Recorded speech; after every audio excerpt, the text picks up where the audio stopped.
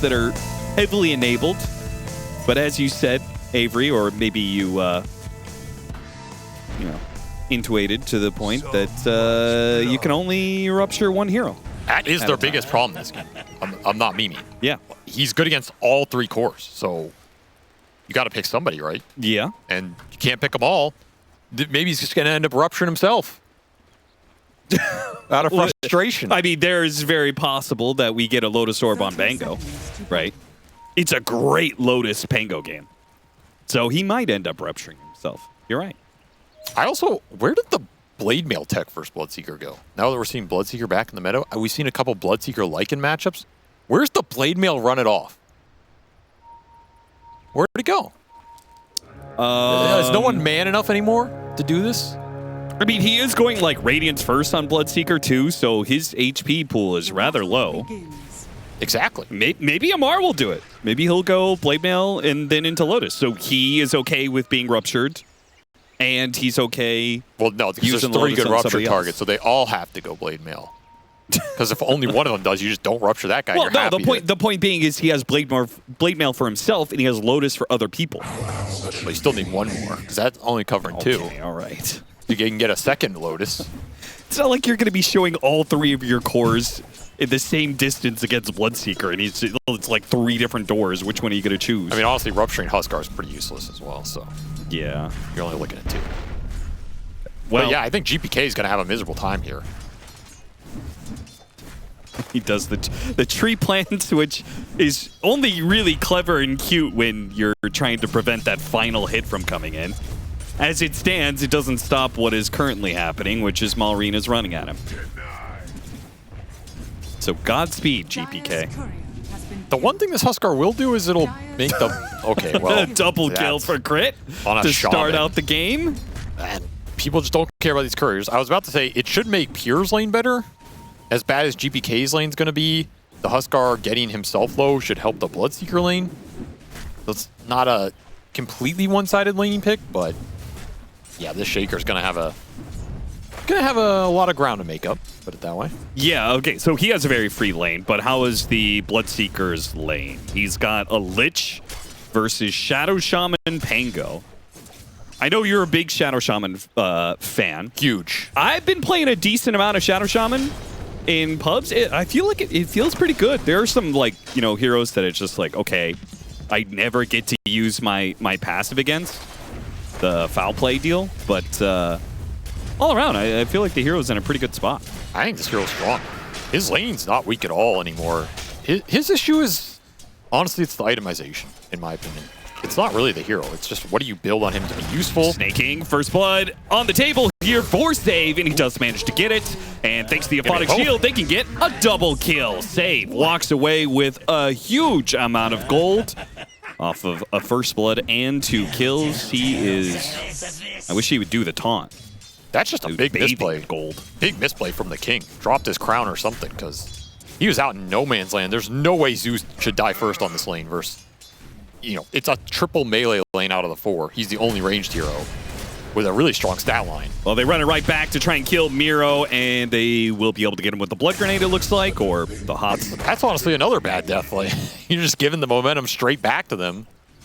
Man, what a weird lane for both teams here. Yeah, Save, did he really have to go all the way back to base? I think that's fine. I think you just chill with the Abba for a little bit, right? Oh, I see. He had to go back to base to give GPK the refill on the bottle and maybe make a move here on nice Malrine. block. Malrine blocked in by the Fisher. Save's going to man up and try and finish him off. GPK is quite low. He commits and gets the kill. He will die to the incendiary burn, but got the kill first, got the experience. Big win for BetBoom. Yeah, and Save gets to hold that wave there, so he's not missing XP. The wave's still going to be on his hill. The only downside of this is ganking these Huskar Viper lanes don't even feel good because the guy just comes back and the lane's still bad, right? Yeah. So you don't actually skew it to your favor at all, but it's big XP for Save here. And of course, getting anything for GPK does feel nice. Him getting that XP before he dies is a big boon. And they're going to go again. Okay, never mind. There is a sentry out. Yeah, you only get him once with that. True. Well, the problem is he is still behind in experience, even though he got the kill first. which means very likely he will die again at some point to Huskar being level 6. Yeah, that's the issue. The gank just doesn't change the situation for him. So now it's a question of what Save can do on the map. With the extra XP, he's going to go back bottom. It's still a tough lane for them to fight into, though. Again, double melee hero into the Slark. Falcons are just going for lane domination here. And if they get out ahead in the first 5 or 10 minutes, they are a team that often can close that out. And this is also a position where support Zeus actually looks pretty good in lane, right? When you are outranging the double melee heroes, combined with the fact that he's got this facet, the live wire, so he's doing extra damage on all of his hits. That's why I was surprised that he was the first to go down out of all 4.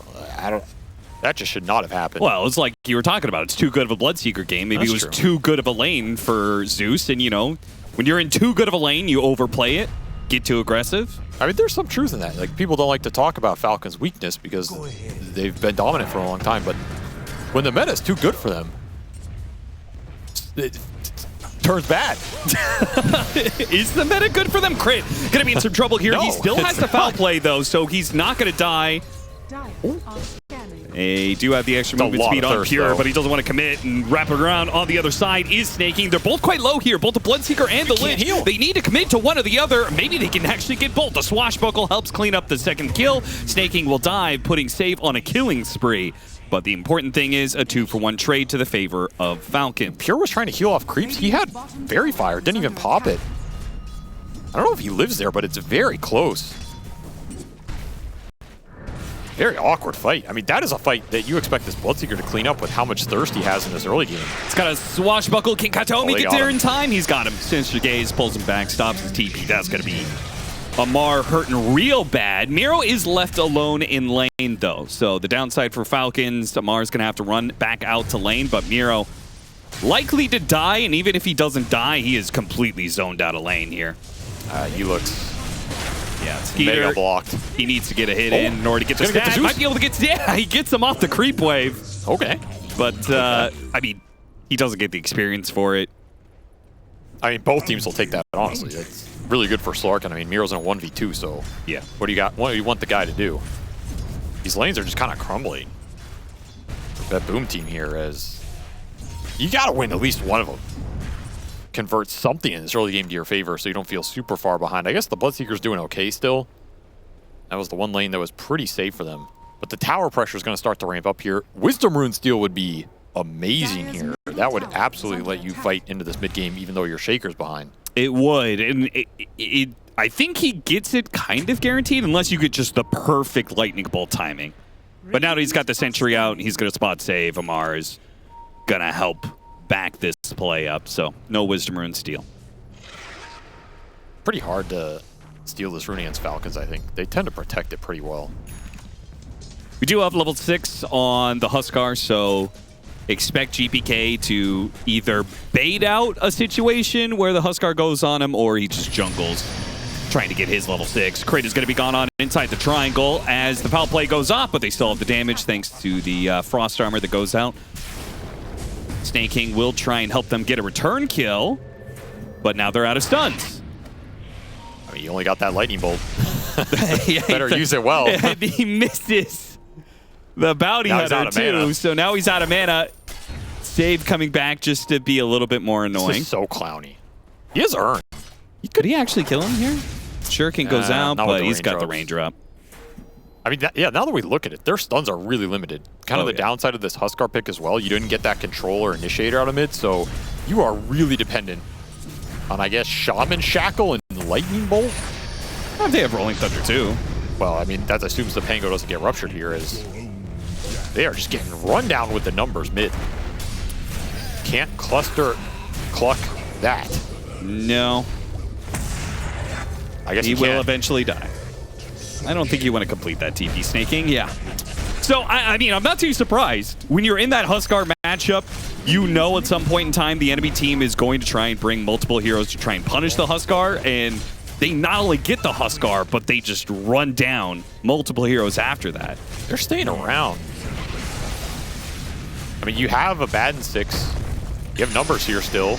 It's another to the other side of the Fissure. Does manage to get a little bit hot to the other side. Katomi going to be in some trouble here. Malrine going after him, but he is outnumbered. Where the rest of the Falcons here. Here comes Amar. Amar with the Rolling Thunder. He immediately gets ruptured up. Maureen does manage to get that one kill. Trying to get away from the Bounty Hunter. These final hits that come in. A lot of damage from Skeeter. He does a lot of AoE damage there. Miro finally has to pop his ultimate while Save dips into the trees trying to get out of here. Miro is still up, making a run for it. Meanwhile, I think their tower might die to creeps. They'll get the deny here. At least that's going for them. But yeah.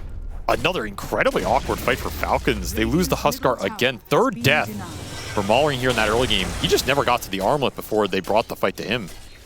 Super heads-up timing plays from BetBoom team here as the Bloodseeker's on top, which is what you want.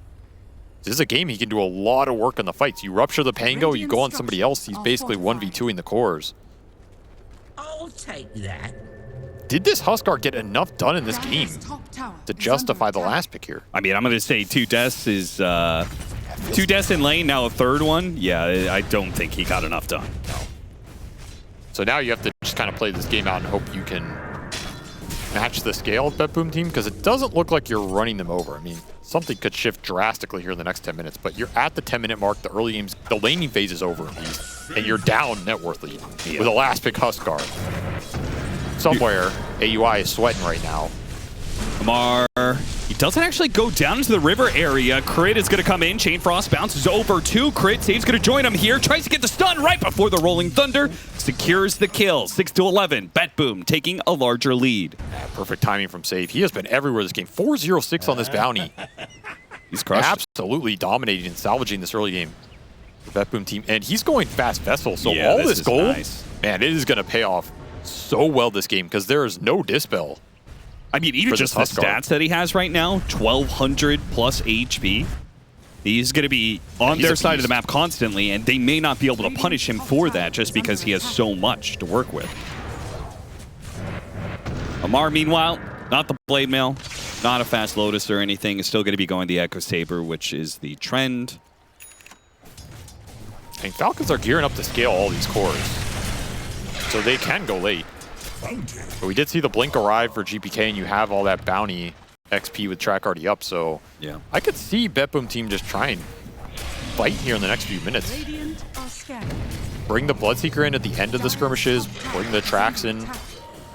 Yeah, I'm a little bit surprised that Skeeter's willing to stay down here with the Bloodseekers in the lane, ready to set up. Oh, Pounce runs into the Bounty Hunter. Bad situation for Skeeter. Still has his ultimate. Uses that to try and get the extra movement speed to get away, but he no longer has a Pounce, so that Fisher block will be fatal. Surrounded in the trees, BetBoom bring 5 to the bottom lane and get the kill on the carry. Yeah, I mean, that's a gank right there. Yeah. That's a gank and a half. They got him. I mean, more gold towards this fast Vessel.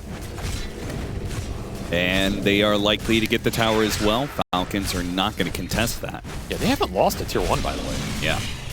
Significantly winning this tower advantage. Again, versus the last pick Huskar, you're very happy with that situation.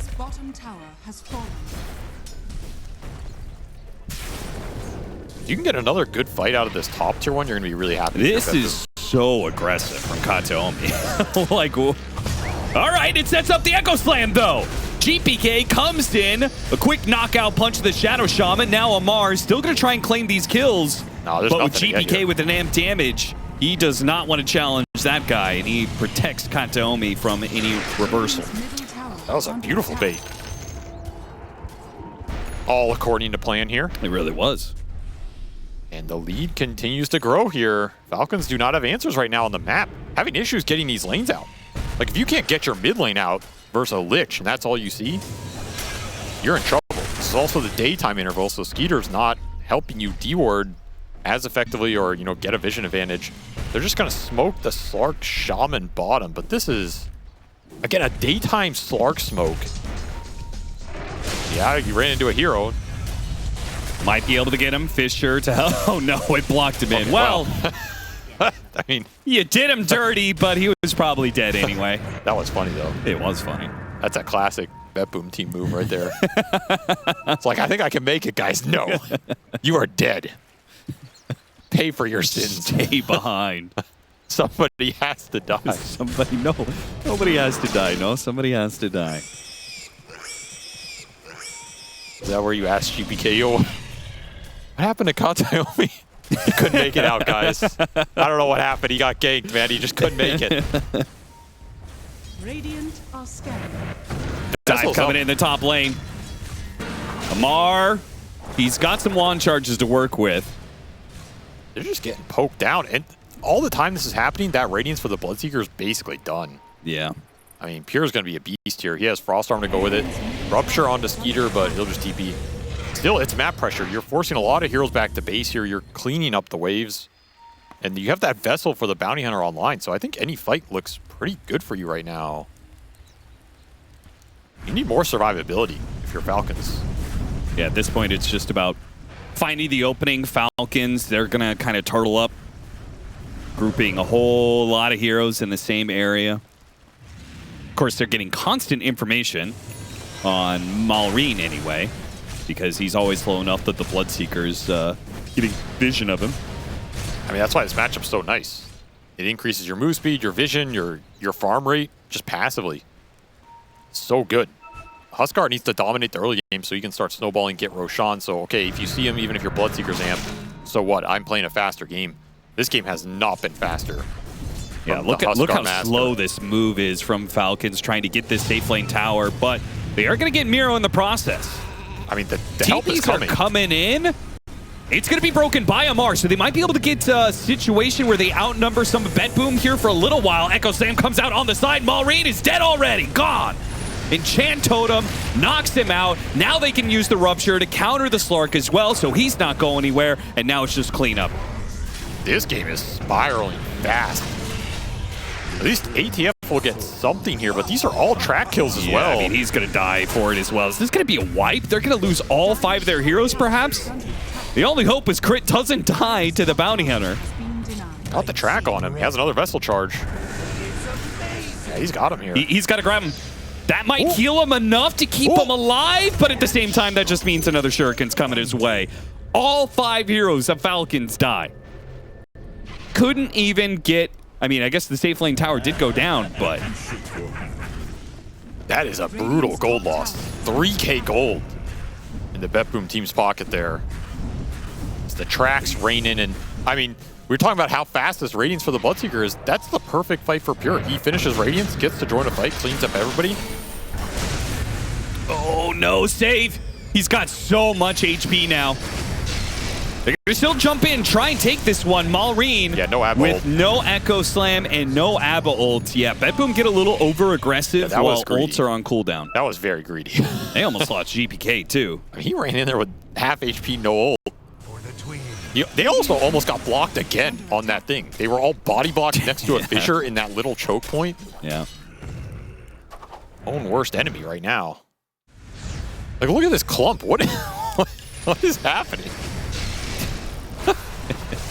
I mean, it's a good thing the Falcons don't have the best AoE to punish that. Yeah, imagine you had a black hole there or something. Yeah. Or you had Ravage from 10 years ago. Or a functioning Pangolier that isn't auto-counter. That's also true. Imagine the Pango had Blade Mail and he just rolled through all of them while Blade Mailing a That would be so sick. Yeah, that'd be nasty. Instead, he's going to get the Aghanim Shard, which can help a little bit. Helps against the Blood Right. So you can roll up, dodge that. I mean, the thing is, stops the even movement. if the Pango can deal with the Rupture and he's not dying, you still have to run Huskar and Slark into this guy. And right now, that part of the fight doesn't look as simple either. So that's the concern here, is you have to start building answers to Bloodseeker with Lich Armor on top of him, with Abaddon Shield behind him, with track vision, so he's likely not getting jumped first. You have to find solutions to that kind of team fight, regardless of what the Pango's doing. I mean, frankly, I think they have no answers to a Bloodseeker that is BKB for like the next 10 minutes. Now, maybe they can catch him and he doesn't get off the BKB, but he's got an Abaddon on his team. I mean, who's catching him, right? Yeah. You got a Tranquil Boot Shaman. Maybe Crit has the best angle of his career, but Radiant's top tower is under attack. that's what I talk about. The downside of Shaman is the itemization. It comes really slowly. Your first one is the most impactful, but you kind of have to choose. Are you getting greedy and trying to build a full blink? Are you going more defensive with Glimmer? The shard isn't as good as it used to be in terms of the raw farming potential. You need Aether Lens on this hero. Like, that's the best feeling item, but it's even more greedy than Blink or Glimmer. At least you got Eye of the Vizier. That is That's pretty. You know what actually hurt Shaman, man? Radiant's top tower is You know what the under attack. biggest nerf to Shadow Shaman was? Here comes the shaman, right? Tumbler Dire toy. are scanning. Okay. That was Yeah. the item that made Shaman in the meta for like 2 days back in 2022. And they removed it. Why? Yeah, they gave a little hop. Just that extra bit of distance was enough. They should just give that to Shaman innately, to be honest. They gave it to Zeus. Let's not do that. Not every hero needs mobility, man. No, but Shaman does. I'll tell you that much. This hero desperately needs something. I agree. Not every hero does, but some of the worst. Amar has stockpiled 2,500 gold. Yeah, he's saving it for next game. It's eco battle here, you know. He's gonna save it for the next round. Yeah, there is no interest in Dota 2, unfortunately. He's just saving it for an off buy next round. Okay. This game's looking a little rough. Snaking tries to push forward and check out the Roche pit. He's dead. He got messed up. Gets his body slung across the battlefield. Man, you did not get the first Aegis in this game. That BKB's already done. I mean, Pure is just a monster. You do not want to touch this guy for 15 more minutes in this game.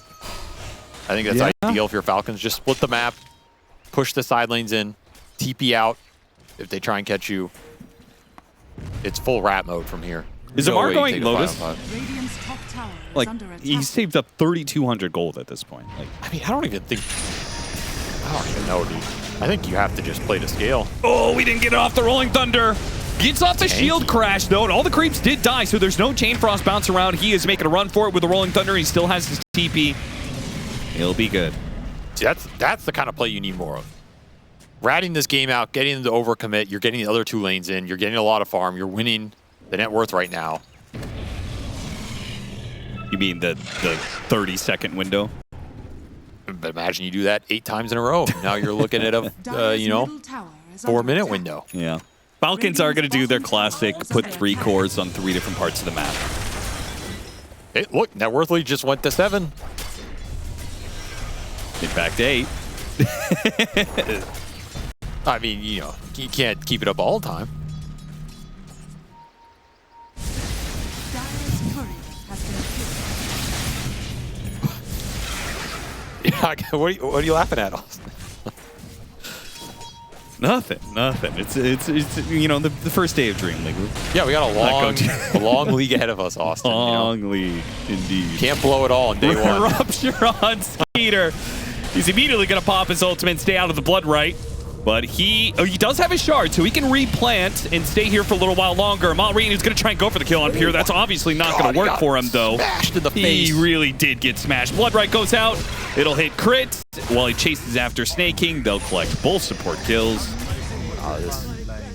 I'm surprised they tried to take that fight at all. I mean, they had the Malrine BKB, but honestly, what does it do for you here, right? I don't think BetBoom's team's lineup cares about this Huskar BKB at all. No, not at all.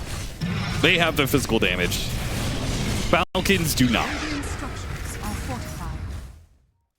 Should have kept ratting.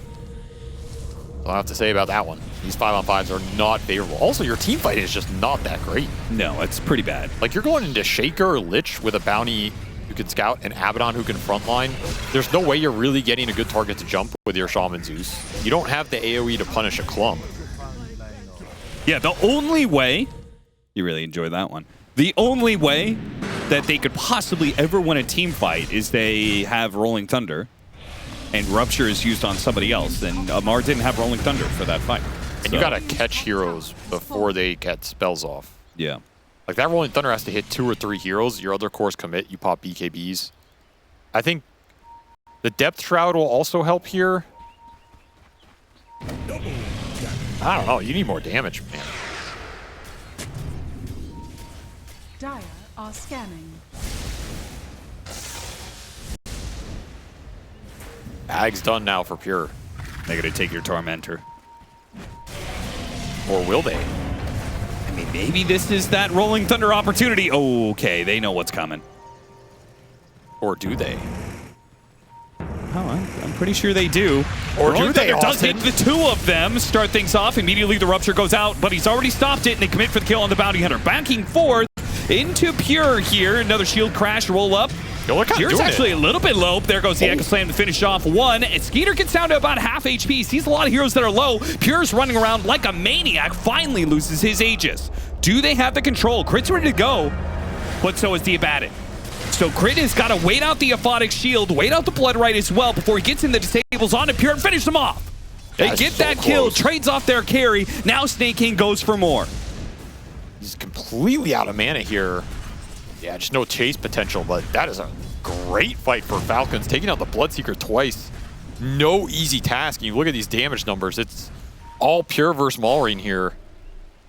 Maureen gets to finally stay alive for a full fight. Exactly what you want, since he's basically your highest DPS at this point, unless Slark gets like 30 stacks. Yep. So that's huge. And you defended your Tormentor. Big turnaround here. And like we talked about, it was... Tormentor is too powerful well. for you, Falcons. What can you... I mean, honestly, you take that. You got to just go with it, you know? You should have given it to BetBoom. That's right. They might have killed themselves on it. Oh, dear. Who even got it? Zeus. Oh, my God. It was worthless. Yeah, it was It genuinely was worthless. worthless. Never mind. That was terrible. It was so bad. Oh, they had this window. They could have pushed out lanes. Instead, they went back to do Tormentor and died to it. I mean, you get to heal, you know? And you put it on cooldown. That's the important part. Now the Tormentor's running the cooldown, and then you get a good shard later.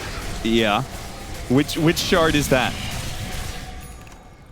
You get a good shard later, Austin. That's what it's about. Okay, all right. Sure. Honestly, that fight was all ATF. Like, he found a Rolling Thunder that had massive impact, caught two heroes on that choke point on the stairs. That's the dream scenario. So that is the type of fight you can win that we mentioned, but... Yeah, I mean, he also drew That's the tough to aggro of, like, he got ruptured, but was Yeah, still he tanked able a to, lot. like, roll up and stop some of the damage for a while. Still got a couple more hits in after that. And then he even got Echo Slammed. They finished him off with an Echo Slam, so they actually dropped a number of ultimates on him. The Abaddon also got proc during that all, so you really used a lot. Yeah. Radiant's bottom tower. I will say, them jumping the Bounty Hunter first, I didn't think it was going to be that good for them. Takes the Vessel out of the fight, which isn't as big a deal anymore since you have BKB on Huskar, but I don't know. I think they just wanted an easy target to bring down, honestly. Yeah. I don't know how easy he is, but easier.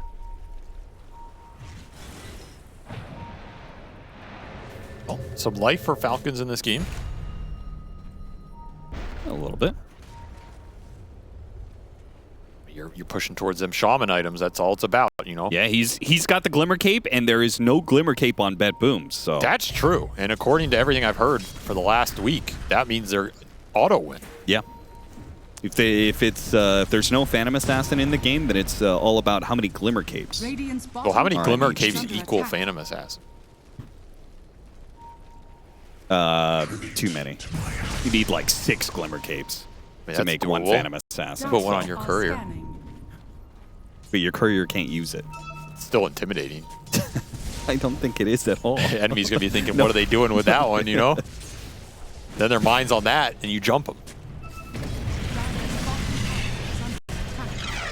Well, this is the first classic time. drunken Dota technique.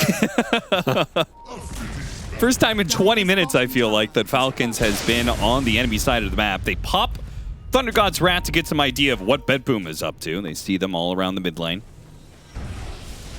And so they will rat out some more waves bottom. Yeah, this game is getting stalled a bit. It is. Snake King's going to cut this wave. They already killed another wave. Pure's going to try and go for the kill. Does manage to get it.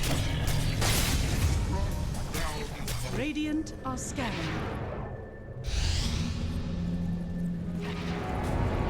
Oh. Quick blink away, roll up, and Rolling Thunder! He's out. Yep, another type of play you're looking for here. The tip will come out. Yeah, that was fantastic. That did like all this attention to the bottom side of the map. Maureen's already pushing out top, and they're still there. They're still lurking in the shadows. They're going to cut another wave. So BetBoom haven't even kicked them out of this side of the map yet. It's very tough to catch the Pango and Slark on the sidelines. You kind of just have to make a choice of pushing in a lane, going high ground, or taking Roche when it's up. And it looks like they're going to opt for having a poke at the mid lane. If Maureen was to have pushed forward, they certainly would have gone for that dive. Rupture and just all in him. Insta-jump anybody who shows here, basically. But instead, Snaking is going to try and clear out the creeps. They're going to pop the glyph. I mean, they are pushing out these other lanes. BetBoom, are you sticking around for another wave? They're just committed. They feel like they're just much stronger than Falcons. Falcons can't take the straight up fight. Mars going to blink in, though. Quick shield crash immediately gets ruptured. It's a very early he's one. back with the tier 4s. BetBoom, they can't commit for the barracks in time. Rupture's going to be on cooldown now. And this is a fight. Falcons, oh no! What a grab. Speeder, he got caught midway through the leap by Kataomi with a 6 Sinister Gaze. The Slark is not that elusive. What a grab. Just completely halts his momentum from the pounce. Yeah, Despite that pickoff, they don't keep it going. They don't have Rupture, right? Yeah. They don't want to take a fight into the high ground versus a free rolling Thunder. And I guess maybe the possibility of buyback. I think you maybe could have pushed that, but at the same time, you have to be thinking about next Roshan. That's what ends the game here, not a lane of racks. So I actually don't mind this back off. And they will be the ones in turn to get map control with the mid lane continue to push in by the shuriken throws, and then they deal with top. And they will eventually cycle down to bottom lane to take Roche. There are 2 Glimmer Capes now on the side of Falcons. And a Solar Crest, which is like half a Glimmer Cape. Yeah. To 0 on the side of BetBoom. Well, they have a Solar Crest. Well, they have Friendly Gem. Shadow, which is kind of like Glimmer Cape. Yeah, that's true. That's actually what stunned the Zeus bottom. They had Yeah. the Invis on the Bloodseeker. Yeah, so yeah. You got to be thinking about these random Invis heroes. Kind of an annoying spell to keep track of. Smoke for smoke. Falcons push to the Roshan pit. BetBoom stay around mid. I would be surprised if BetBoom chase here, though, when you have this mid wave going in. Yeah, you should get the information of Falcons first, right? They're going to push straight into a high ground war. This could be good for Falcons. Miro's going to be the first one to break it, though. Maureen immediately going to be ruptured. Has to use BKB. What a rolling thunder hit. He's able to chain it a little bit. Pure is committing, though, with his BKB, trying to finish off Maureen. Maureen does manage to get a little bit of Glimmer Cape on the toggle, but not the second time. He does go down. Pure is just too strong. Skeeter, he eventually will die out here as his ultimate can only last for so long. Ultra kill for Pure. God They damn. just ran into him. Yeah. Didn't matter. I mean, screw information when you have this Bloodseeker who just runs in, pops everything, and deals 7,000 damage and kills all your cores. And that's it. They Echo Slammed the BKB Huskar. Didn't even matter. Honestly, GPK probably could have gotten some lunch and they win that fight. I agreed. I think Pure just 1v3'd it. I think they really didn't need almost anybody else in that fight. Pure just maybe. I mean, hell of a Bloodseeker game, you know? hell of a Bloodseeker game. Apparently, it's just good enough. And that was a free rolling Thunder fight. It was. If only he could have like chained it, but I guess the BKB would always go off for the Bloodseeker. Bloodseeker's so. never getting bursted there unless you can Shaman Hex him or something. But even then, Abba can just ult shield him Yeah. to guarantee BKB. That's the annoying part of this game. It would have to be something really weird where the Rolling Thunder keeps the Baden chain stun so he's not able to get off his ultimate and shields in time. And then maybe GPK like fissure blocks the Abaddon off from the fight. Right, yeah. You got another one of those coming your way. Why is it always BetBoom team that's some weird self-creep?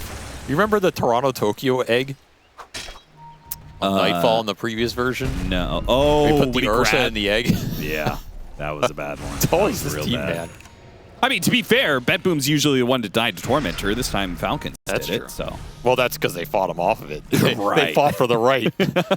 We're the only ones who die on our Tormentor, okay? It's like some weird right to get to Valhalla. You have to die to the Tormentor. Oh, Roshan going down. No contest here. That'll be Banner Aegis. And an Abyssal being built for Pure, so. He just wants to run in, pop everything. Abyssal this Huskar. You probably kill him. Abyssal Blade for Skeeter as well, which he is just about to pick up, so. His damage is really not going to be that threatening, but. Or excuse me, sorry. I was looking at the wrong hero. Yeah, I was about to say. He's going for the Ags. Ags. But I don't think he's going to get it before this push comes in. Not even sure if the Ags does that much for him. I don't know if carry Slark does that much in general. Radiant's bottom tower is under attack. Dire's top tower. All right, is well, under he's attack. walking up with 4,500 HP. Thanks to his blood shield. What are you going to do about it? Hold on, he's got to Radiant gobble are down some scanning. mangoes real quick. And back to the high ground push.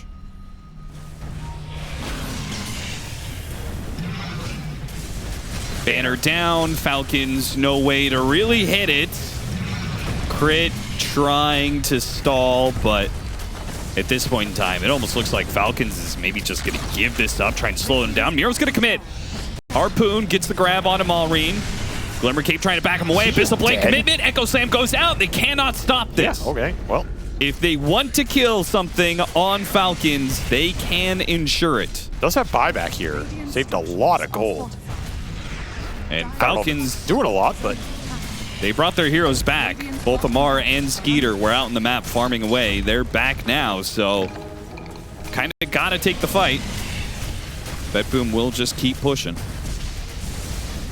they finished a nullifier for ATF. That's the biggest item they're getting here to try and swing something. Yeah, see if they can deal with the blood shield. Here comes the disables. Trying to deal with Miro. Do manage to get some stuns. Pure gets off his BKB, throws out the rupture. But Malrine with the commitment, turn around and pistol blade. Immediately trying to stun up the Huskar. A commitment. Pure is healing too much. This blood mist is just destroying Falcons. Wait, a little bit of turnaround, and Skeeter's able to do enough to take the first light. But Falcons have to be able to reset now. GPK, hot in pursuit, takes out Amar.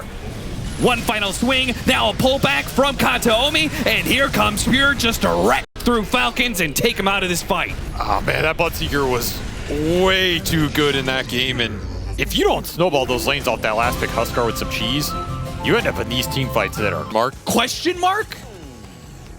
scandalous. What does it mean? We don't know. Scandalous. But I'm sure BetBoom also doesn't know. They're probably shook. All 10 Falcons haters are in shambles right now. I think they've got As they wonder where is God now? Yeah, apparently he got 30 tipped. seconds He got to tipped by battle. Pure. Hello, this is Amar. Hello? Hello, this is Whitemon. Anyway, so I made some claims before this game. I would just like that to you don't clarify for the believe stream at that all. I do not believe any of You were those. literally just making inflammatory hot takes. Yes. But But I do think Bloodseeker is the best answer people have to this PA right now, and I think if you get that matchup, it's beatable. is it a good Bloodseeker game? Because they No, it's picked not. it against the PA and then they got counterpicked a few times. I mean, the key for Phantom Assassin, you just don't want to give the hero first blood.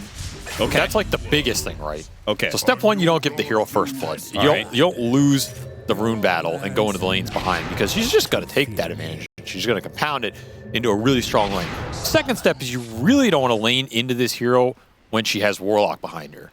Okay. Because I think it's the strongest lane combination right now. It's a sustain hero on an Agi hero. The EHP is just off the charts, right? The aggressive potential, the defensive potential. So as long as you get past those two factors, I think you're in a pretty good spot. Okay. Well, BetBoom is screwed. They got Sand King, though. They got Sand King. That's Gabe's favorite The king hero. is back. Why is he back? Feels good, man. Does he? I guess. I When don't was know. the last time you played Sand King? He's just there, you know. He pushes lanes. He kind of scales. He can frontline. He does a little bit of everything, but nothing at an Just insane look level. how much damage you take from dagger plus a support that right clicks you. You know the aspect people underrate about Warlock? It's not his spells. His right click? Giant staff, Austin. Oh. It's the right click. It's the kapow. Hmm. Anybody who's played this hero knows he's got a very smooth and satisfying right click compared to a lot of other ranged fives. That is true. And he has pretty good base damage and stats, so you start laying them in there, that's how you can tell who's a good Warlock player. Not a lot of people talk about this, Austin. Hey, Austin, let me tell you, Austin. Not a lot of people talk about this, Okay, Austin. Avery. But the sign of a good Warlock player is how many right clicks you get in the lane phase. That's what it's about. Is this meta commentary now? What? After we got off the broadcast of game one, Avery said, "This is the Dream League. I get fired." I didn't say that. I did not say that. For the record, I know there's people listening. I did not say that. Okay, I was quoting Jenkins, who said that earlier. And it was a very different contextual conversation. Well, that PA Warlock lane is indeed winning. Nobody is shocked or surprised by that whatsoever. Maureen versus GPK in the mid lane. Spirit versus Spirit matchup. Storm versus Ember. Maureen's owning. Yeah, he's 13 and 4. Pretty decent. He's owning. And Clock Viper. Now, I feel like I haven't seen ATF play Viper in a long time. Dire's middle tower is under attack. Consistently, you know, he has like the random game here or there. Yeah, didn't we see a Viper sometime in the last like 2 tournaments? Yeah, he played it and they lost that game. It was a pretty bad game for them. The Viper did nothing. Is Safe gonna win this? Snaking's like, wait, I'm losing this. He backs down from the fight and he will die. He got him. Wow. Okay, well. That's why you play the Sand King right there. Who's top of that chart now? I mean, the last thing you want to do is give the Sand King lane the Lotus. That was just an overplay. I think Falcons had full control of this. They just looked sloppy today, man. Not as crisp as they usually are. Do you think they have looked sloppy in general lately? Yeah, maybe a little. They're definitely not at 100%. I think even they would say that. Maybe a little burnout, maybe just a little getting grinded down, you know? What do you mean even they would say that? Of course they would say that. The last thing they would say is that they are at 100% and still losing. That does make some sense, but more from the standpoint of they're humble guys, you know? Sure, I think that's the opposite, but Skeeter, everything I've seen from their all chat, humility is not peeking through the vibes here. Yeah, Skeeter dies yet again, and Save's just gonna keep going, man. Save wants to take him out of this lane entirely. Let the creep wave push in with nobody to collect. I did say his hero's overrated, so I mean, I think we're seeing it right here. Meta's being broken as we speak. The humility of Falcons being broken as we speak. That's what I always think about when I think of this team. Yeah. Raw humility. Yeah. Just nice guys with wholesome all chat. Okay, there's some revenge, though. So both the carries kind of suffering in this game, honestly. Though Skeeter got that first blood, so he's a lot happier. Yeah. But man, once more, Save putting in work, dude. Yeah, Save is gonna kill the mid lane as well with the slight. It's just enough damage for Save to commit. Surely, with the Fairy Fire, Maureen tries to strike back. Oh, with the heals go off from Staking. That was almost out of control. Stays alive. Yeah, if he had killed Maureen there, we would have been looking at another situation where Save just kind of like single-handedly wins the game. He's top now. He's looking for more. And he should be able to get it. Bounces crit away from him. Both him and Katomi quite low. Neither of them dies. I have a question for you, Austin. Yeah, Savory. Is Save the GOAT group stage support player? The group stage support player. I think he's definitely one of the best 4 positions in the world. He's in my top 3 for sure.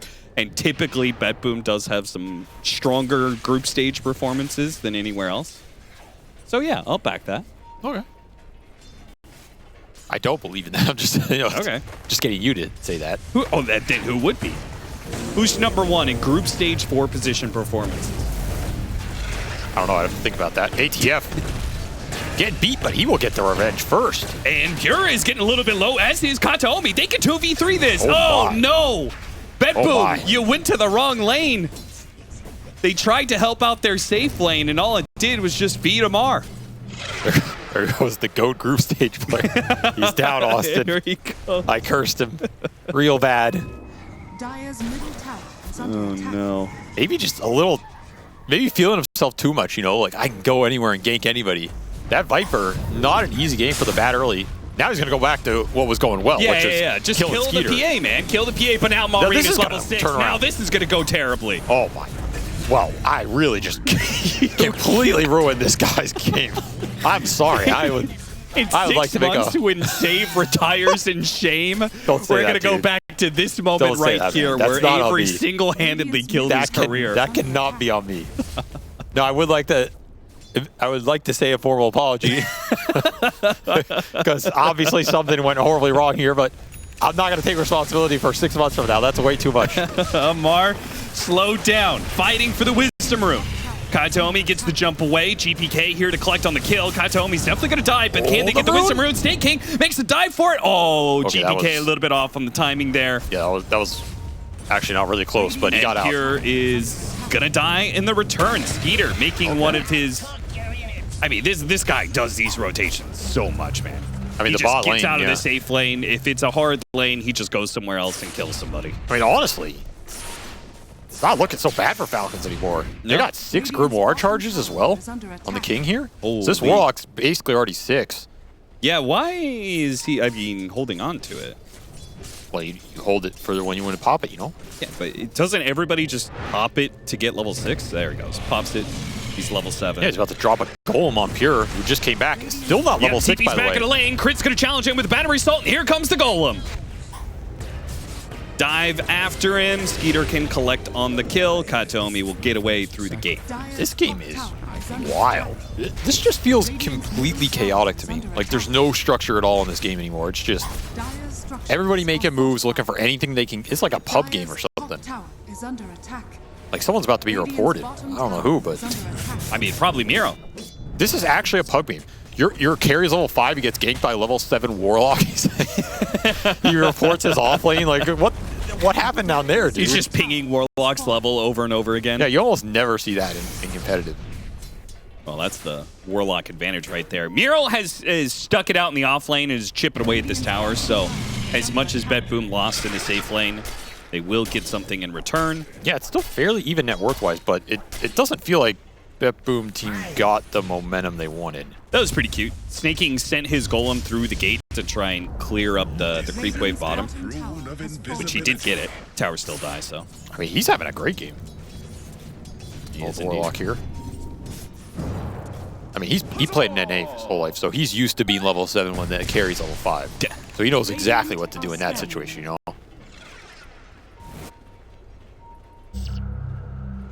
They're gonna hunt Pure some more, dude. They want to just completely demolish this Bloodseeker's game. And you can't blame him. Right now, this is a hero that's super susceptible to this because the more he falls behind, that Radiance just goes way out the window. Yeah, when any hero that rushes Radiance, right, you're gonna have this huge window of time where you are very squishy, don't do any damage.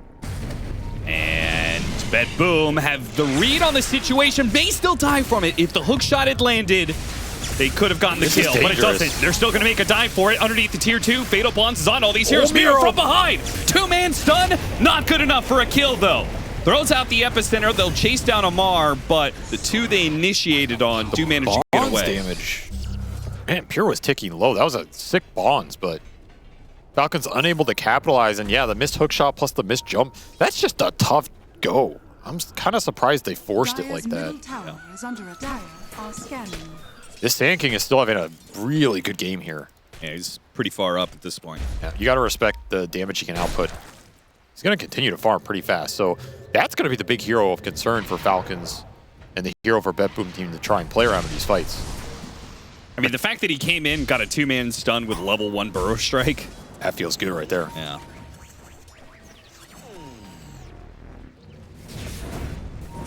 I'm surprised how much net worth Skeeter has accrued over this Bloodseeker despite him being killed in lane twice. He's up there. He was part of a number of kills when he decided to abandon his lane, so that definitely helped. Probably boosted him quite a bit. You still believe in the Sand King build of like Bloodstone and all that sort of deal? Just not going Blink Dagger? Yeah, why not, man? I mean, I haven't seen this hero in a while, so I wasn't sure if anything. I just don't think you pick Sand King to go Blink. What's it gonna do, right? He's gonna Blink stun someone and then what? I mean, catch the Storm Spirit. They don't have the best catch for him. But into what? You don't have burst damage this line. Into Bloodright. Into Slight Chain's Bloodright. I mean, so basically you're buying Blink on the hero to make a 3-core gank work. I think it's just unrealistic. Into a Lasso. You could do it with the 2 supports. Well, just get the Blink on the bat and drag him into this burrow. Well, he's not going to have Blink for a while. 1,400 gold save, not having nearly the same kind of game he had until I said so. He was having a good game. I'm sorry, man. I didn't know. Like, I didn't know. Avery had never shut somebody down so hard in his career until this moment. 12-minute rune.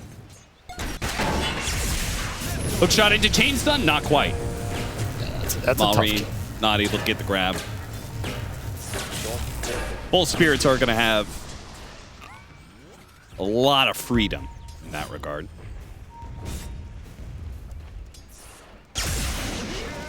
Still trying to chase after Malrine, but again, hard kill. I'm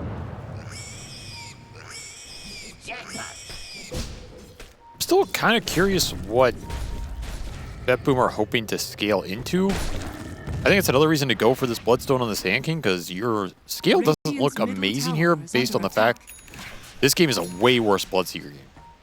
Like, you have to run into so much crap. There's not good rupture targets. The Viper break is really annoying. Would you consider going Blade Mail? Like after the Bloodstone? On who? On the Sand King. Just so you're going to be in this crap, right? At least. I don't think the timings end up being that good. Like, you're going to have the Blade Mail when the PA has BKB. You're still turning physical damage back around him. It's an armor item. I mean, he ignores it, though. I don't know. I don't think so. I think you're going... You want to end up with Shivas at some point, right? Okay. I think that's your end goal. Like, if you end up with Bloodstone, Shivas, Yules into Wind Waker. I'm not saying in that order, but if you can end up with those 3 items, I think that's your best position. Skater, gotta get out of here. Big gang come through the gate. They see it coming, or at least I thought they did. Clockwork rocketed that area, but I guess they got fooled by the smoke. They seemed to have an inkling of what was coming, but perhaps the rocket revealing no heroes meant that Skeeter felt a little bit safer. That's why you don't need Blink right there. Just They walk had up to and stand get on the it, job too. done. Maybe he thought they were Roshi? The lineup doesn't do it. I was about to say, that's not a Roche lineup Yeah, I right don't know. there. Well, little rupture down the drain, but no harm, no foul. Another urn, another vessel. This one for the Clockwork. I mean, this Orchid on Malrine is going to have to break something open here, I think. Yeah. This is like the strongest mid-game item for between both teams, honestly, in terms of active potential. So the second you get this Orchid on Storm, I think you're going to probably see Smoke Gang try to look for something. Maybe around this mid-tier 1, break that position on the map. You're going to have the Mage Slayer on the Viper around that time as well. Catching Amar. With the Mage Slayer on him, he's not nearly the same kind of threat, but I guess with just a Warlock behind him, it's enough to dissuade BetBoom. That's another big question. Both teams are going to have Mage Slayer heroes. Is one side happier trading Mage Slayer debuffs onto the other team? I mean, I would say BetBoom is affected by the Mage Slayer way more. I would agree. I think Sand King is one of the worst heroes Yeah. to play into Mage Slayer. Then they've got Zeus, Bat Rider, even some of the damage coming out of Ember, Bloodseeker. Now, it's a lot easier to apply that Mage Slayer on an Ember Spirit. So he's going to have that ease of access. Whereas Amar can only hit one hero at a time, usually. I can also see a world Falcons just play for BKB in this game, too. They're not a team that shies away from that style.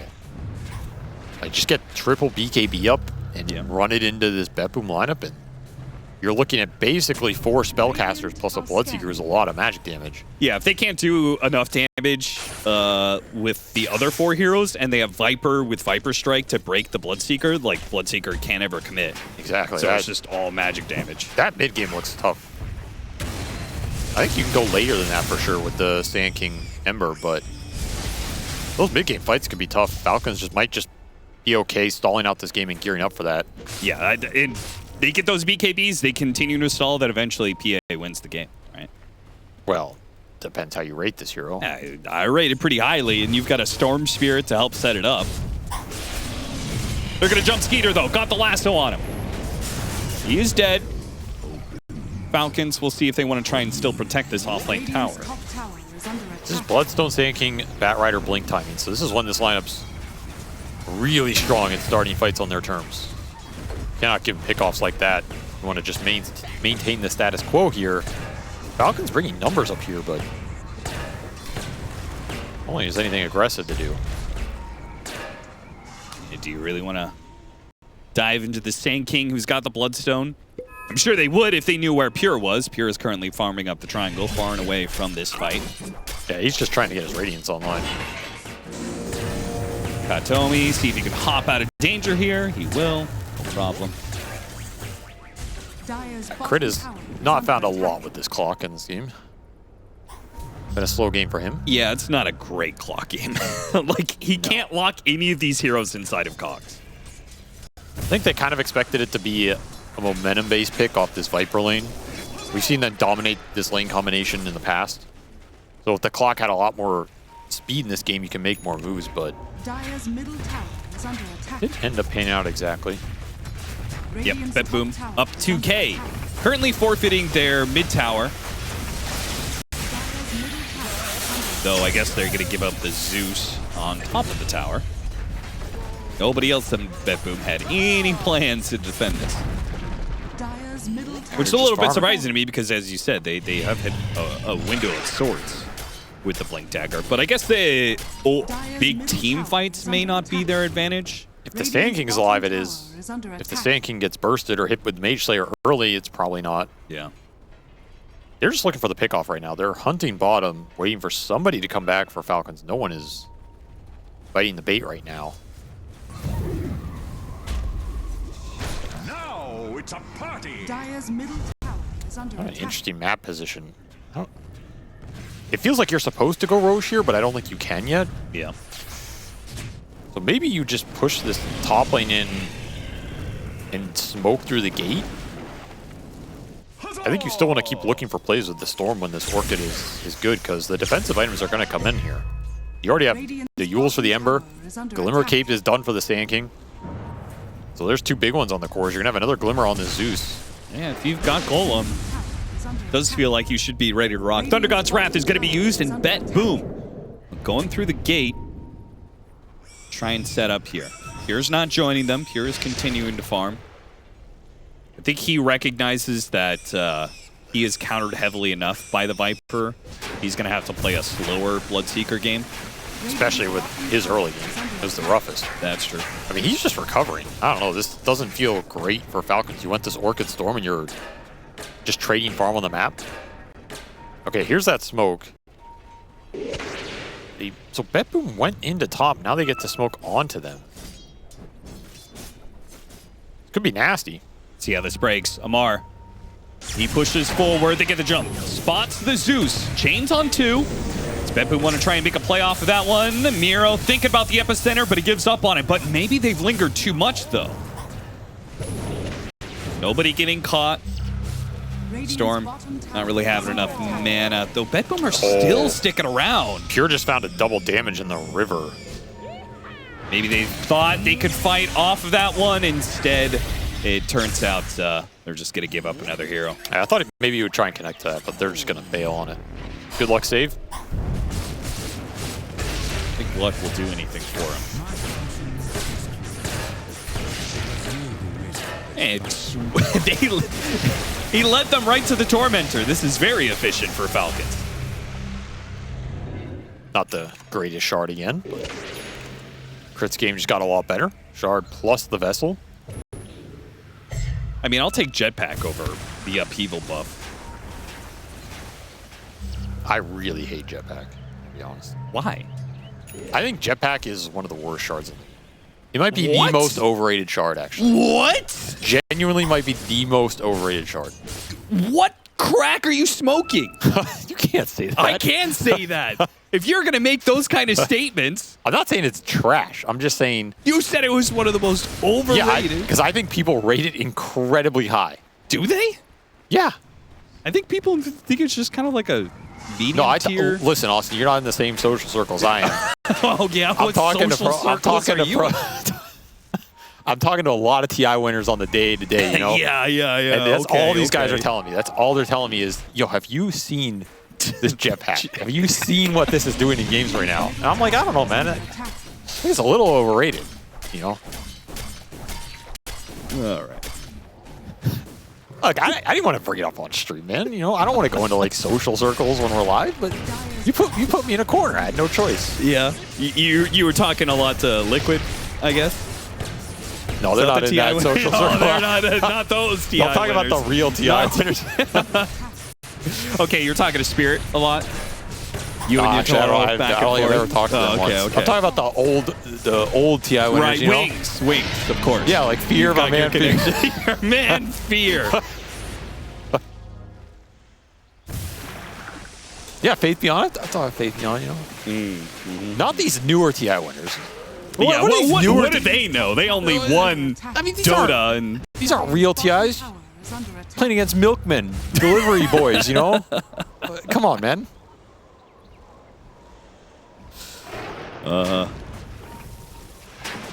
1K lead here for BetBoom team at the 22.5 minute mark. A just taken by Skeeter as he does eventually get there. I don't need you to push the propaganda that people are going around, the nostalgia, the golden age of Dota. Dota's in a great spot. I agree. I don't think his days were any better. Well, they weren't for you. They were tougher for sure. You know what I'm saying? Like, to win a LAN back then was way harder. Yeah. Yeah. Some of those you didn't even get paid for. you know what I'm saying? Like, you got it easy today, man. Foul sanctioned tournament. I mean, you had to fight to win it, and then you had to fight to get paid. It was 2 fights in one. Who's battle in the game, battle in the courts. That's right. Non-stop. You had to fight for visas to get there. It was 3 now that I think about it. Kid's got it easy, man. 13-10. Both teams playing a bit of a split game. They're kind of just... They've divided the map in half. Yeah, they've called a truce. BetBoom will cut the wave mid here on the Radiant side. Meanwhile, Falcons will cut the wave on the Dire side. I mean, the whole time we're talking, attacking the tier 2s. This did get everybody to their next set of items. Okay. Which for BetBoom were mainly defensive ones. You're looking at the Yules for the Sand King. Yeah. Yules for the Sand. Yules for the... I don't even know what I'm saying anymore. Who? Anyway. Who has the Yule Scepter? The Zeus is dead. It's Yules for the Sand King and BKB closing in for the Ember, is what I was trying to say. Okay. But he also has Yules. Okay. Just for the record. They're going to catch 2 supports on the side of BetBoom. Falcons are done splitting up the map. You know this? There's the BKB for GPK, who also has a Yules. This might be my last DreamLeague. I just want to say it's been fun. I've really enjoyed it. I'll take your tribute. Anyway. Here has Manta. He had this one queued up for a while. So that's his defensive, or like pseudo-defensive item of choice, right? Yeah, Get a dispel in there. Why not BKB? I mean, you could dispel some of the Viper goo, dispel the Orchids, you don't have to pop BKB early.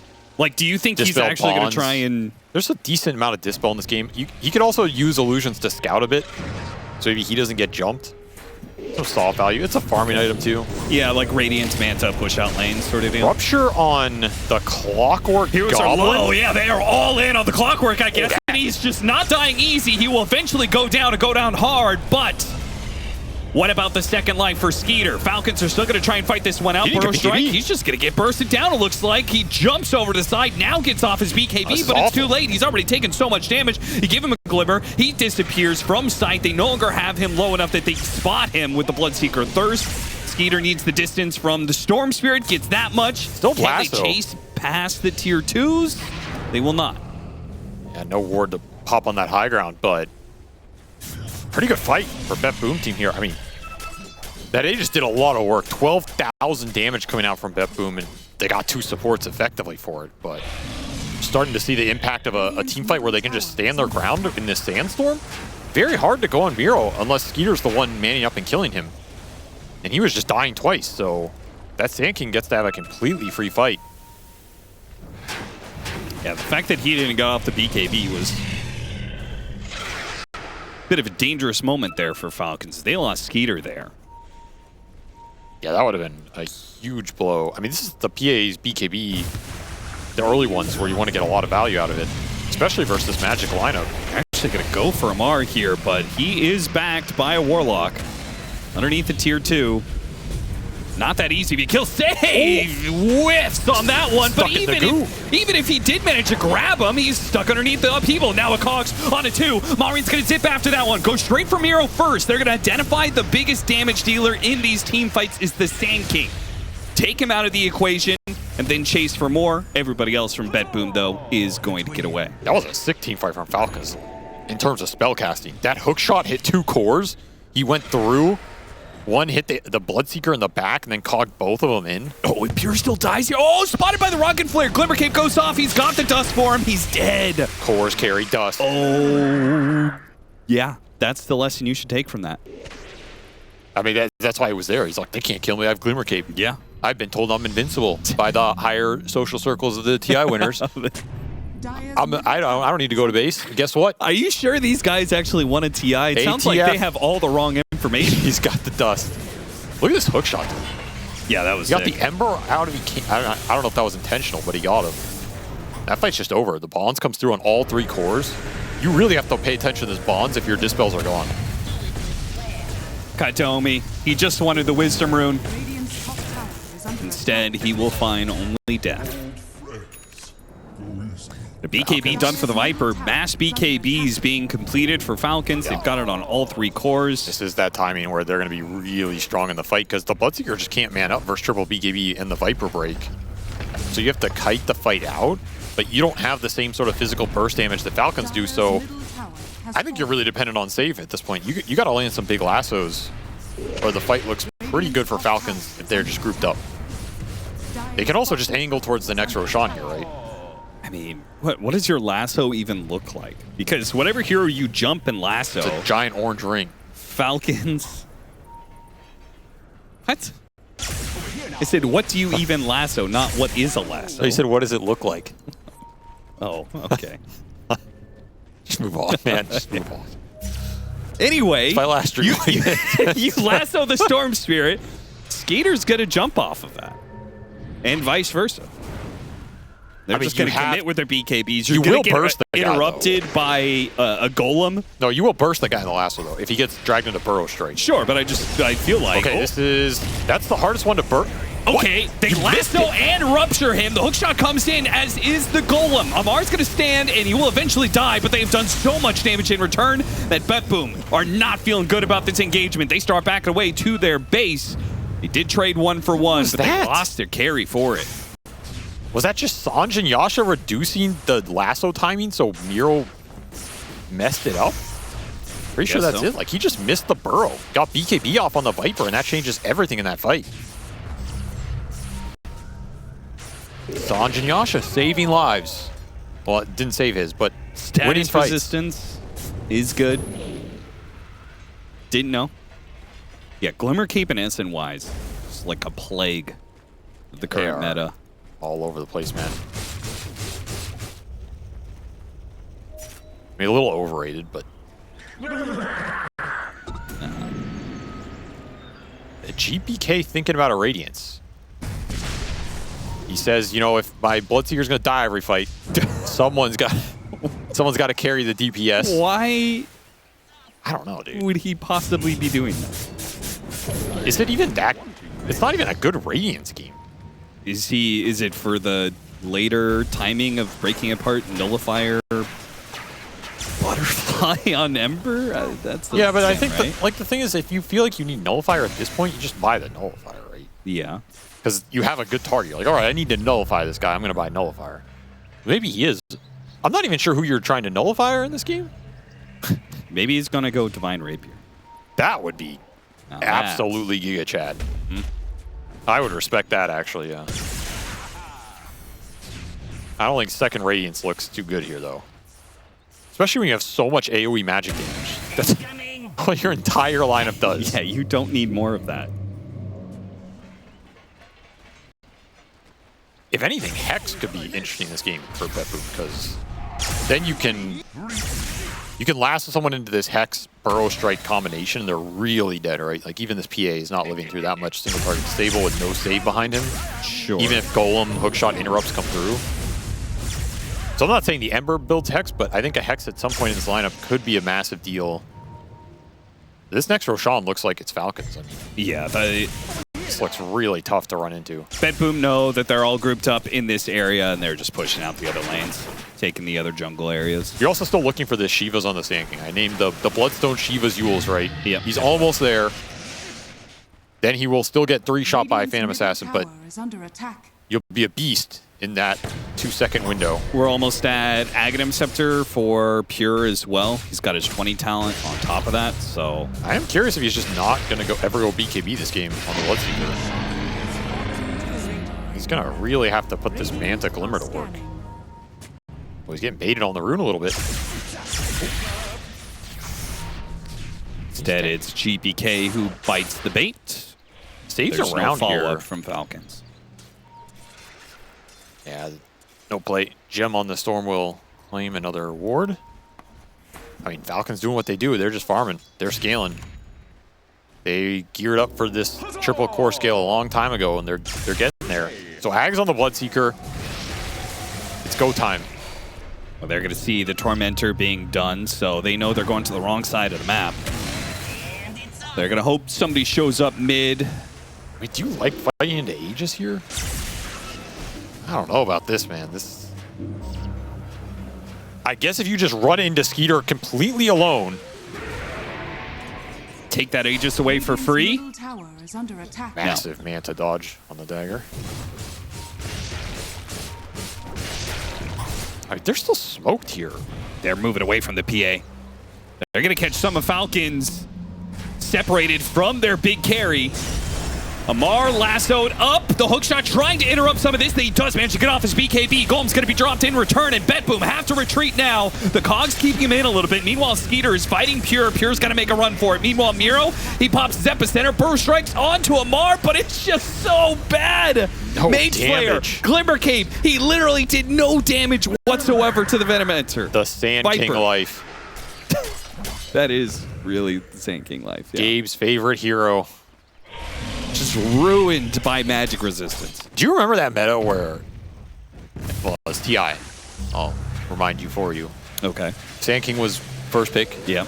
And I questioned that entire tournament why nobody built Mage Slayer against this hero. Why we saw so few pipes and glimmers. Mage Slayer ruins this hero. He cannot play into it. It's impossible. And we'll see it here. Great fight from Miro. Unfortunately, his hero does nothing. Aha, I've channeled everything on you. Look at how sad that is. I think he's literally healing. He is. That was The Warlock, so depressing, actually. Shadow Word was out healing the epicenter damage. Oh, He it did got not on the have a Orchid. Remnant? Hit him with the Cogs on the way down. Well, I guess he can't really jump too far. They know where his He's next out of remnant Remnant. is. He's got one more remnant off cooldown he now. I can't believe they missed Bought that. Radiant. I'm so confused by this purchase. Why do you want a... I mean, second Radiance is already losing some value, but why do you even want another Radiance in this game? Wow. You should ask your social circle. Oh, okay, man, you don't have to be salty about that. Come on. Pure sees a lot of low health heroes. And he's going to take the freebie on Amar. Falcons That's a big kill. understand that they can't fight back. Oh, save. Almost. got it. That was close. In the future, you will not be able to do that because Kataomi almost has his Aghanim Scepter as well. So It almost feels like they're going for some kind of, like, push the lanes in, send a bunch of illusions with the Radiance on the map with Zeus ult. We see somebody, we jump and kill them, and we're going to win the fight that way. As Pure walks into the wrong neighborhood. Gets away off a Glimmer Cape. No, he doesn't. yeah, can't hide you from a high ground ward. You had your warning. The only high ground ward on the map he ran straight into. The funny part is they knew there was a high ground ward. At least they should have known because the last time they used Thunder God's Wrath, they saw like 4 heroes of Falcons all centered around that cliff. So a little bit of a slip there. He's going Dagon, by the way. Yeah, I saw that. There's some wild items in this game for BetBoom team. I will say that. I mean, in theory, this Dagon is okay against Phantom Assassin. Because you just Radiant's burst him middle before, tower like, if he is gets under lassoed into Burrow Strike Dagon, I guess he can just die. that's pretty bad against everything else in this game. And you're kind of all in. It's a dead item if you don't get the burst. Yeah. Dire's middle tower is I under don't know. attack. For me, I feel like the logical pathway was just, maybe not the logical one, but the simple pathway was to buy Hex on somebody. Nicely played by Falcons. GPK may still get out. No. He still has no remnants, by the way. Yeah, he had to use a couple of them just to be able to get away. Beautiful lasso for the Aghanim Scepter. Two-man Burrow Strike on top of that one. Still not enough to kill the Storm Spirit, though. And with the Storm getting away, this is now just Falcons freely running into the base. All right, Pure's back up. He's TPing straight into them. Okay, is he's just going to do this 1v5? A Ruptured Clockwork? He's got the Aghanim. And Aghanim Scepter fighting Skeeter, but he's not going to win that fight. The direct one-on-one is not to his favor, that's for sure. But he got the BKB to be used. Skeeter's fully committing, though. Dives into the tier 4s to try and finish off Pure. He doesn't get that final crit that he desperately needed. Will be kited a bit and has to return to hitting the tier 3. Falcons continue their assault on the base, and I guess Pure can have another go at it in 30 seconds when Rupture's back up. They just found the Ember twice, and GPK had no remnants. He's been using them so much. That blew this game wide open. Didn't even get a full 5-on-5 fight with the lasso setup you were looking for. Look at all these little golems. Dire's middle barracks has fallen. In they go. Level 25 on the Phantom Assassin, so he's got there's one left. -1 attack. And BetBoom immediately go for the smoke up. BKB is on cooldown for the Phantom Assassin. So I think they're thinking, okay, we just push out the lanes a little bit and see if we can take a team fight. Damage in the river. You want to go for Amar. He's always putting himself in the front lines on purpose. Thunder God's Wrath. They got a 2 again inside the lasso. Both supports. Two-man Burrow Strike again. Save trying to save this game for BetBoom. 2 dead. Falcon's still gonna fight. They have damage on Skeeter, and he's ready to jump. They've got the grab onto the Bloodseeker. Skeeter's ready to go. If he can just get one good crit in, that'll spell the death of Pure and the end of damage for BetBoom. Without the Bloodseeker, Skeeter, he is kind of untouchable. Yeah, that feels bad. You find both supports bring them down instantly, and you still have to retreat and lose your carry. Because these core matchups are just so rough for Pure in this game. We are really seeing the difference in draft from that game 1 to this game 2 for what this hero's been able to do. Dust goes out, immediate Yules. Miro still going to be hit by Nullifier, though. Got the grab on him, and BetBoom have no saves. GPK, he jumps in and dies just as quick. Your lasso is coming up in 10. It's your strongest spell at this point. Yeah, just kind of rushing it. And now 40 seconds until Pure's back up, but it's another 70 until the Embers, which means Falcons, they can just go for Megas. They also rolled double aesthetics cap, which is like, yeah. Okay, I mean, that not much you can do about that, you know? Yeah, you can no longer lasso jump the PA. Yeah, it's insane. Especially with the Sanj and Yasha, like Sanj and Yasha aesthetics cap Viper. Yeah, like 80% status resistance. God, that is disgusting. That is an abomination. Dire's top barracks are under attack. Well, that'll be Megas here, just like that. Didn't even really get a full team fight out of it. We'll back up to Roshan, and then with the Aegis, we'll see a final push. I'm surprised BetBoom are willing to stick this one out, just because I don't see their lineup ever being favored again. They do have double Radiance for the lane shove, so... This is what they were building the Radiances for. I understand now. Roche is up. Time to slay it. Refresher Shard and Cheese. So they can give it to whoever here. Refresher Shard to Maureen. Double banner on crit. You think you should be able to banner the banner? then how would they ever die? They don't. That's the cool part. So you would just... So if you let's say you get 4 banners, you can like chain banner into their base, you know? They're like pylons. Okay. You just plant them. And the game is literally just... you just have to aggro the entire creep wave out of your base. Yes. In order to kill it. It's you slowly take away territory, you know? It's like Zerg creep. Exactly. How long does banner last? 120 seconds? For 2 minutes, you want invulnerable banners. That's not even that long. What? Oh, there's a Hex. It's from Mullery. And Sand King is gone. Yeah, BetBoom team just missed their window in this game. Yeah, they... That Bloodseeker early game really slowed them down a lot. Yeah, I think ban for ban, you know, like PA, Bloodseeker, both having terrible games, I think you would always favor the PA. PA can recover and take over the game. Bloodseeker needs that momentum. I mean, also the Bloodseeker has way harder counters to play into here than the PA does. Yeah, that one Viper Strike. Like as we're seeing here, Amar is walking into all of them. Yeah, he doesn't care. They're going to say, okay, this is a step too far. Finally rupture him, lasso him, and he doesn't care. Gets off the BKB, turns and fights, and again, even if he was to die, he has just set the table. I mean, the man don't care. Skeeter just a feast. The man don't care, Austin. He doesn't. He doesn't care. He has every defensive item in the book. Satanic, Mage Slayer, Sanjin Yasha, Lincoln Spear, BKB, Aesthetics,